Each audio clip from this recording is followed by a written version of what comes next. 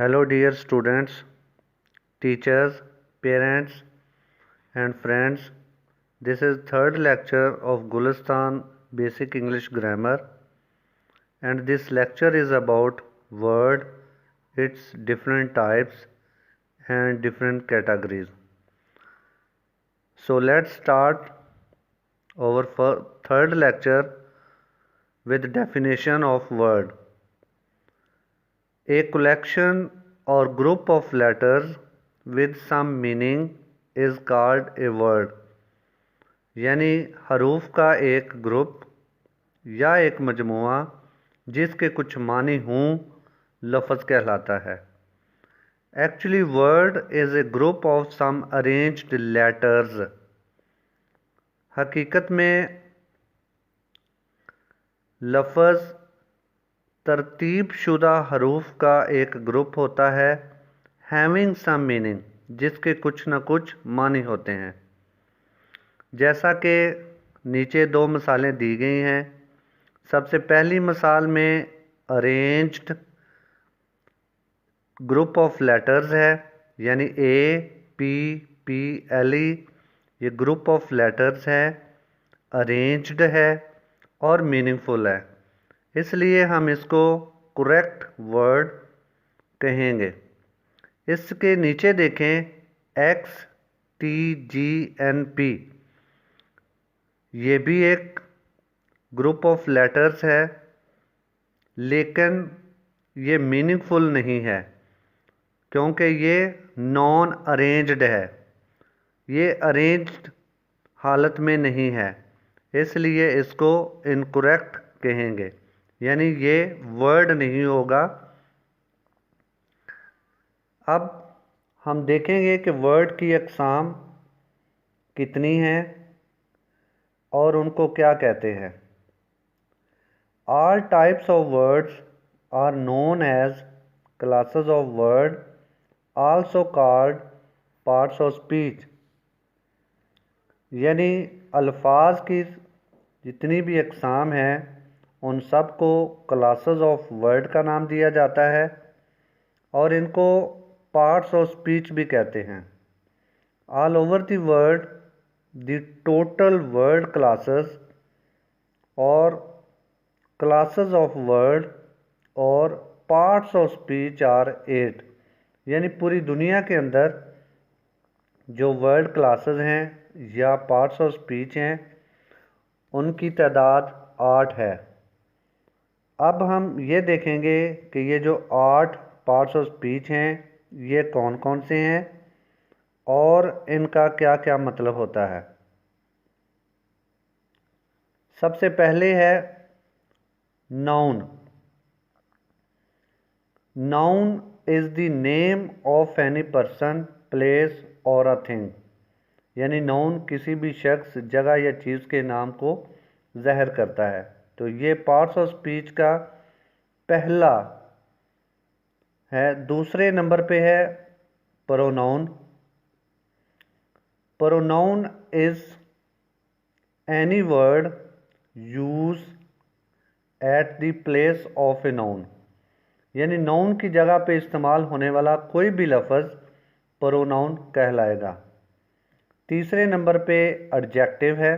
Parts of speech का तीसरे number पे जो पार्ट है वो एडजेक्टिव है. Adjective shows quality of a noun.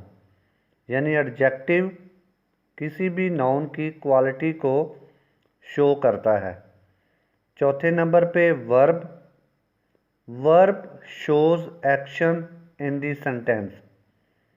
यानी वर्ब जिसे उर्दू में फेल भी कहते हैं, ये फ़िक्रे के अंदर एक्शन यानी फेल यानी काम को ज़ाहिर करता है.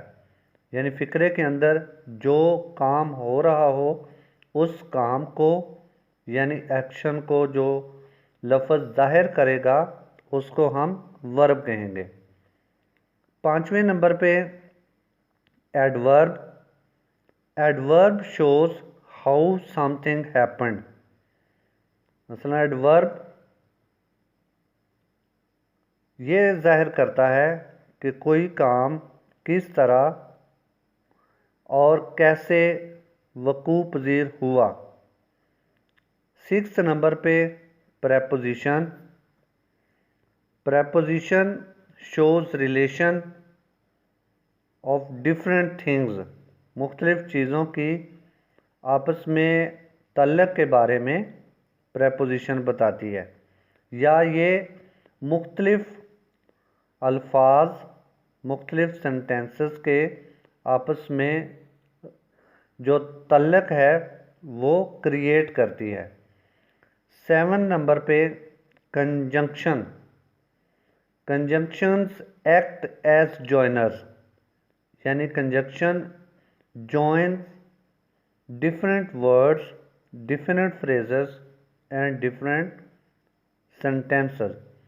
मुख्तलिफ़ अल्फाज को, फ्रेजेस को और सेंटेंसेस को जो अल्फाज आपस में जोड़ेंगे उनको कंजंक्शन कहेंगे, यानी as a connector, as a joiner काम करेगा।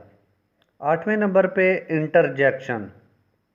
Interjection expresses sudden feelings of a person, यानी किसी शख्स के अंदर जो खुशी, गमी या हैरत की या जो दीगर उसकी फीलिंग्स हैं, जो उसके अंदर ख़यालात आते हैं, उनके एक्सप्रेशंस को इंटरजेक्शन कहेंगे। लिहाजा ये 8 पार्ट्स ऑफ स्पीच हैं जिनको वर्ड क्लासेस या क्लासेस ऑफ वर्ड भी कहते हैं। पूरी दुनिया के अंदर ये 8 ही पार्ट्स ऑफ स्पीच पाए जाते हैं।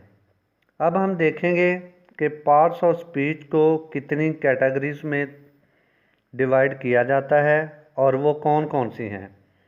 There are 2 types of word classes, यानी ये जो पार्ट्स ऑफ स्पीच हैं, अगर हम इनकी आगे अक़साम की बात करें या इनकी डिफरेंट कैटेगरीज की बात करें तो ये 2 किस्म की होती हैं। सबसे पहले है ओपन क्लासेस और दूसरे नंबर पे है क्लोज्ड क्लासेस। अब हम 1 बाय 1 देखेंगे कि ओपन क्लासेस क्या होती हैं और क्लोज्ड क्लासेस क्या होती हैं। अब हम देखेंगे, डिस्कस करेंगे कि ओपन क्लासेस क्या होती हैं। These are classes of word which are open to change, यानी ये वर्ड की ऐसी क्लासेस हैं जो कि तब्दील होने के लिए हमेशा ओपन रहती हैं, यानी इनको तब्दील किया जा सकता है। न्यू वर्ड्स आर फॉर्म्ड, नए अल्फाज बनाए जाते हैं। And old ones drop out of use, और जो पुराने हैं अल्फाज वो वक़्त गुज़रने के साथ साथ उनका जो इस्तेमाल है वो ख़त्म भी हो जाता है। Nouns, adjectives, verbs and adverbs, ये 4 पार्ट्स ऑफ स्पीच ऐसे हैं जिनको हम ओपन क्लासेस ऑफ वर्ड्स या पार्ट्स ऑफ स्पीच कह सकते हैं। यानी 8 पार्ट्स ऑफ स्पीच में से ये 4 ऐसे हैं जिनको हम ओपन क्लासेस की कैटेगरी में लाते हैं। उसकी वजह यह है कि ये जो 4 पार्ट्स ऑफ स्पीच हैं ये ऐसे हैं कि वक़्त गुज़रने के साथ साथ इनके अल्फाज में तब्दीली आती रहती है, न्यू अल्फाज बनाए जाते हैं और जो पुराने अल्फाज हैं वक़्त गुज़रने के साथ साथ वो ख़त्म हो जाते हैं। ज़ैल में हम इन चारों के 1 बाय 1 एग्ज़ाम्पल देखेंगे कि कौन से इनके नए अल्फाज वक़्त के साथ साथ इस्तेमाल में आए हैं। तो पहले नाउन्स, कौन से न्यू नाउन्स जो इस्तेमाल में आए हैं। कंप्यूटर टेक्नोलॉजी से पहले जो नाउन्स थे वो नए नहीं बनाए जाते थे, लेकिन कंप्यूटर टेक्नोलॉजी के आने से बहुत से ऐसे वर्ड्स आ गए हैं जिनको हम न्यू नाउन्स के तौर पर इस्तेमाल कर सकते हैं। इसमें internet, website, CD ROM, email, news group, bitmap और बहुत से और भी अल्फाज हैं जो कि नाउन के तौर पर इस्तेमाल किए जाते हैं। दूसरे नंबर पे न्यू वर्ब्स, यानी ऐसे वर्ब जो नए बनाए गए, उनमें download, upload, reboot, right click, double click. तीसरे नंबर पे न्यू वर्ब्स, न्यू एडवर्ब्स जो बनाए गए वो कौन कौन से हैं? हैप्पी से हैप्पीली बनाया गया, क्विक से क्विकली, स्लो से स्लोली, प्योर से प्योरली, जनरल से जनरली, बैड से बैडली। ये तमाम एडवर्ब नए बनाए गए। चौथे नंबर पे एडजेक्टिव्स की बात करते हैं। न्यू एडजेक्टिव यानी क्वालिटीज़ के तौर पे इस्तेमाल होने वाले जो अल्फाज थे वो भी वक्त गुज़रने के साथ साथ इस्तेमाल में आते रहे। इसमें है the red car, the clever students, the unusual. Open classes के अंदर हम नाउन्स को वर्ब में और वर्ब्स को नाउन में तब्दील कर सकते हैं, यानी नाउन से वर्ब बनाए जा सकते हैं और वर्ब से नाउन बनाए जा सकते हैं, यानी कि ये तमाम चेंजेबल होते हैं, इसलिए इनको ओपन क्लासेस कहते हैं। अब हम देखेंगे कि क्लोज्ड क्लासेस क्या होती हैं। Closed classes of word are close to change, यानी जो क्लोज्ड क्लासेस हैं उनको तब्दील नहीं किया जा सकता है, यानी ये तब्दील होने के लिए बंद हैं, यानी तब्दील नहीं किया जा सकता। No new words are formed, नए अल्फाज भी नहीं बनाए जा सकते। इफ़ यू ऐड और delete a letter from a word, यानी अगर आप किसी लफ्ज़ से एक लेटर को ऐड कर दें या उसको डिलीट कर दें तो it will change it's meaning totally, तो वे इसके मुकम्मल जो इसके मीनिंग है, इसका मतलब है, उसको तब्दील कर देगा। मिसाल के तौर पे अगर हम ही, शी, दे को लें तो अगर ही में से एच को निकाल देंगे, डिलीट कर देंगे तो ई रह जाएगा, वो बिल्कुल अलग है। शी है, शी में से एस को निकाल दें तो वो ही बन जाएगा, शी और चीज़ और ही और मीनिंग रखता है। इसी तरह दे है, दे से वाई को निकाल दें या टी को निकाल दें तो इसके मतलब चेंज हो जाएंगे, या इसके अंदर कोई और आप ऐड कर दें कोई भी लेटर शुरू पे या एंड पे तो ये बिल्कुल अलहदा अल्फाज बन जाएंगे, वो उसके मीनिंग ही चेंज हो जाएंगे। इट मीन्स कि ये जो क्लोज्ड क्लासेस हैं इनमें जो तब्दील होने का एक है तरीका वो बिल्कुल नहीं है। इसके अंदर 3 किस्म के जो पार्ट्स ऑफ स्पीच हैं वो आते हैं। पहला प्रोनाउंस है, दूसरा प्रेपोजिशंस हैं और तीसरा कंजक्शंस है और चौथा इंटरजेक्शन भी है, लेकिन वो मैंने इस कैटेगरी में इसलिए नहीं रखा कि interjections express sudden feelings of a person, यानी कि वो किसी शख्स के दुख, खुशी या हैरत के जो एक्सप्रेशंस हैं उसको ज़ाहिर करता है, इसलिए उसको एक अलहदा ही कैटेगरी में रखा हुआ है। लिहाजा क्लोज्ड क्लासेस में प्रोनाउंस, प्रेपोजिशंस एंड कंजक्शंस आते हैं।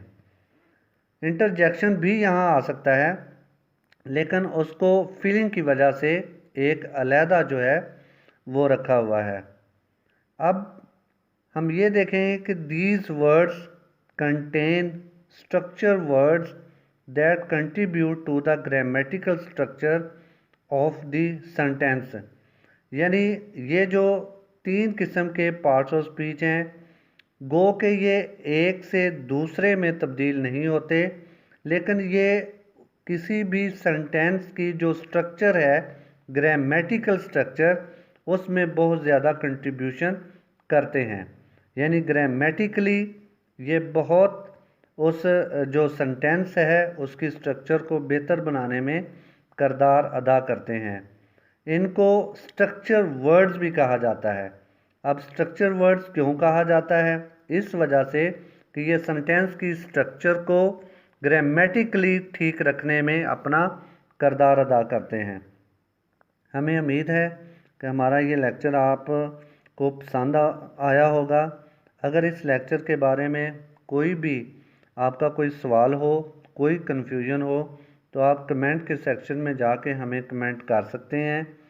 हम पूरी कोशिश करेंगे कि आपके तमाम जो सवालात हैं या जो आपकी जितनी भी कन्फ्यूजन्स हैं उनको दूर